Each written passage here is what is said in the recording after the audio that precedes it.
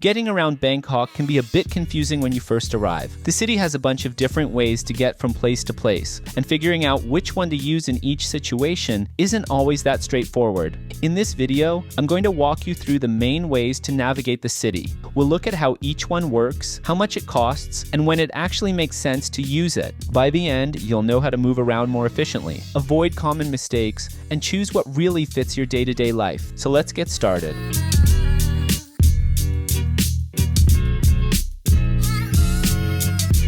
If you're staying anywhere near Sukhumvit, Siloam, or Siam, you'll probably end up using the BTS almost every day. It's the elevated train that glides over Bangkok traffic and connects most of the areas where expats and nomads usually live. It's clean, air-conditioned, and way more reliable than anything on the road. The system has two main lines. The Sukhumvit line runs from Khu Kot in the north to Khe Ha in the southeast, passing through spots like Mo Chit, Siam, and Asok, while the Siloam line goes from National Stadium to Bang Hwa, connecting areas like Siloam and the riverside. The trains run from around 6 in the morning to midnight, and a ride costs between 16 and 59 baht, depending on the distance. You can buy a single ride ticket with cash at the machines. Or if you prefer, there's also the Rabbit card, which you can get at any BTS station. Just go to the ticket counter, and they'll set it up for you. The stations are pretty straightforward. Signs are in English and Thai, announcements are clear, and most of the bigger malls and offices connect directly to BTS platforms. It also connects to other important lines like the MRT and the airport rail link. I'll talk more about those later, but just know that the BTS is kind of the backbone of the system. Just try to avoid rush hour if you can. From 7 to 10 in the morning and again between 5 and 8 at night, the trains get seriously packed. Sometimes you'll even have to let a train go by before you can squeeze in. But outside those hours, it's super chill, and usually faster than any other option. While the BTS runs above ground, the MRT takes you underground. It's the subway system in Bangkok, and it covers areas the BTS doesn't, like Chinatown and some residential neighborhoods that are further out from the city center. There are two main MRT lines. The blue line makes a loop through the city and stops at places like Asok and Siloam, while the purple line runs north through Nonthaburi, which is more local and less touristy. Trains run from 6 a.m. to midnight, and the fare in 2025 ranges from 16 to 42 baht depending on the distance. There are also two newer monorail lines, the yellow line and the pink line, which expand coverage into the suburbs. You can pay using a contactless card or buy a token at the machines with cash. You just select your destination, pay the fare, and use the black token to tap in and drop it at the exit. The MRT connects with the BTS at several points, but not all of these connections support integrated ticketing. In most cases, you'll need to exit one system and buy a new ticket to enter the other. Some newer lines, like the MRT Pink Line, have started offering integrated transfers with the BTS. The Thai government is working on expanding this integration across all systems, but for now, only a few connections are fully synced. If you're arriving at Suvarnabhumi Airport, the airport rail link is one of the fastest and cheapest ways to reach the city. It connects the airport directly to central Bangkok in under 30 minutes, and you don't have to deal with traffic or overpay for a taxi. The train runs from 6 a.m. to midnight and stops at several stations between Suvarnabhumi and Phaya Thai, where you can switch to the BTS. One of the most useful stops is Makasan, which links up with the MRT, making it easy to move across town. The fare in 2025 ranges from 15 to 45 baht, depending on how far you go. To ride, you'll need to buy a token at the station, and for now it's cash only. The machines are easy to use, and there's always staff around if you get stuck. Just tap the token to get in and drop it on your way out, like with the MRT. Besides Suvarnabhumi, Bangkok has a second airport called Don Mueang. If you're flying with low-cost airlines like AirAsia or Scoot, there's a good chance you'll be landing there instead. If that's the case, the easiest way to get into the city is by using the SRT Red Line, a newer commuter train that connects the airport to Bang Su Grand Station. The line runs from 5:30 a.m. to midnight and has several stops along the way. The station at Don Mueang is linked to the airport by a pedestrian bridge, so it's just a short walk from the terminal. From Bang Su, you can switch to the MRT Blue Line. The fare in 2025 goes from 12 to 42 baht depending on the distance. You'll need to buy a paper ticket with QR code or a plastic token at the station, and most machines accept cash only. The trains are modern, air-conditioned, and usually not too crowded, especially outside rush hour. Renting a scooter in Bangkok might sound like a good idea at first, especially if you've done it in places like Bali or Chiang Mai. But here, the traffic is on another level. It's fast, unpredictable, and packed with cars, bikes, buses, and people changing lanes without warning.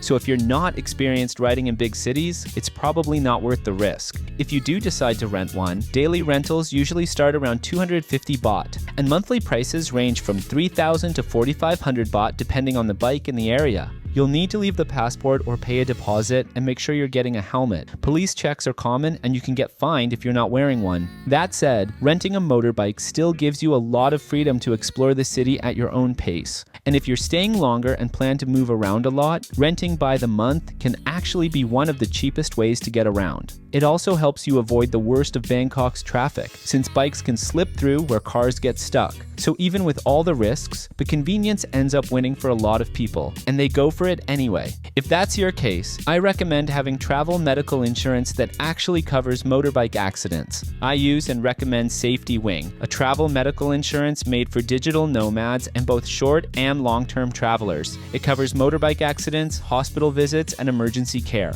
You can also get protection for things like stolen luggage and travel delays. It works in over 180 countries, and you can sign up even if you're already abroad. So if you want to stay protected no matter where you go, scan the QR code on the screen or click the link in the description to check out all the available plans.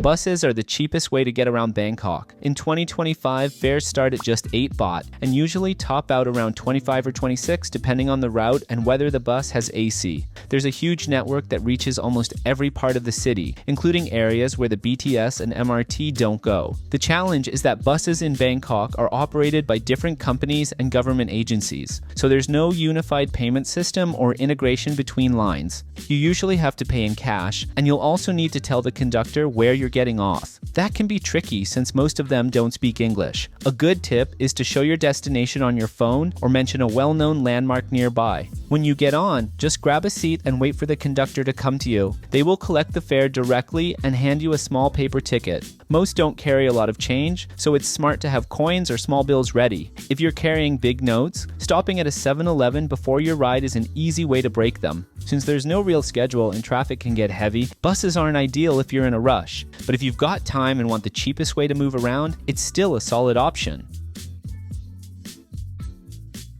If you don't feel like figuring out the buses or walking to the nearest train station, ride-hailing apps are a super convenient option. The two main ones in Bangkok are Grab and Bolt. Both work pretty much like Uber, and you can choose between cars or motorbike taxis depending on what's faster or cheaper. Grab is the most popular, so you'll usually find a car or bike quicker, but it also tends to be more expensive. Bolt is newer and usually offers better prices. Both apps let you pay by card, mobile wallet, or cash, and you can see the full fare before confirming the ride. Short car rides usually cost around 100 to 150 baht depending on distance and traffic. Motorbike taxis are cheaper, usually between 30 and 60 baht, and they're much faster if you're going somewhere nearby during rush hour.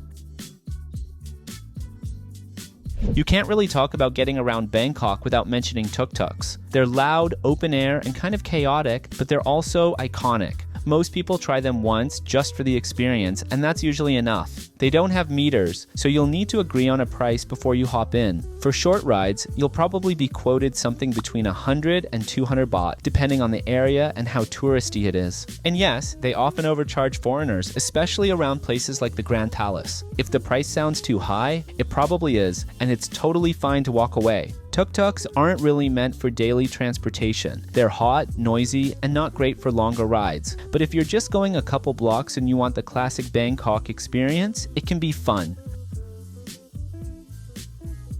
Whether or not walking makes sense in Bangkok really depends on where you are. In areas like Sukhumvit and Siloam, the sidewalks are wide enough and it's totally walkable. A lot of places are connected by skywalks too, so you can get around without dealing with street traffic. But outside of those zones, walking gets tricky. Sidewalks are often broken, blocked by food stalls or parked bikes, and sometimes they just disappear. Also, there's the weather. Bangkok is hot and humid almost all year round, and walking more than 10 or 15 minutes can leave you drenched, especially midday. During rainy season, which runs from May to October, there's also the risk of sudden downpours and massive puddles.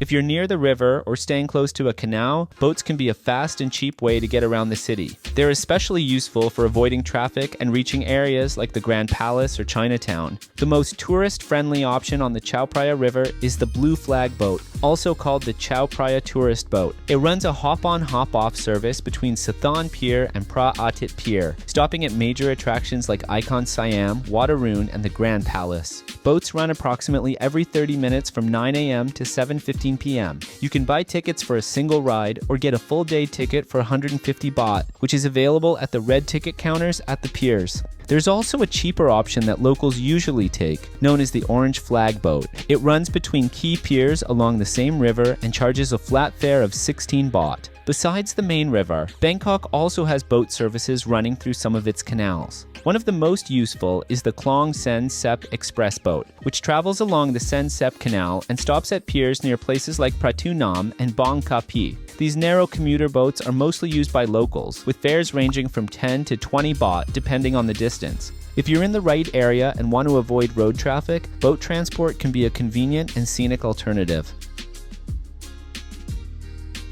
So in the end, getting around Bangkok isn't about finding one perfect method. It's about understanding how each option fits into your routine. Whether you're taking the BTS to get across town, using Grab when it rains, or hopping on a boat to avoid traffic, the city gives you a lot of ways to move around. The more you get to know the system, the easier it gets to make smart choices that save you time, money, and energy. And once you figure out what works best for your lifestyle, navigating Bangkok becomes way less stressful. If this guide helped you feel more prepared, consider subscribing and leaving a like. It supports the channel and helps me keep bringing you practical content like this. And don't forget, if you want to travel with peace of mind, check out Safety Wing. The link is in the description. Thanks for watching, and I'll see you in the next one.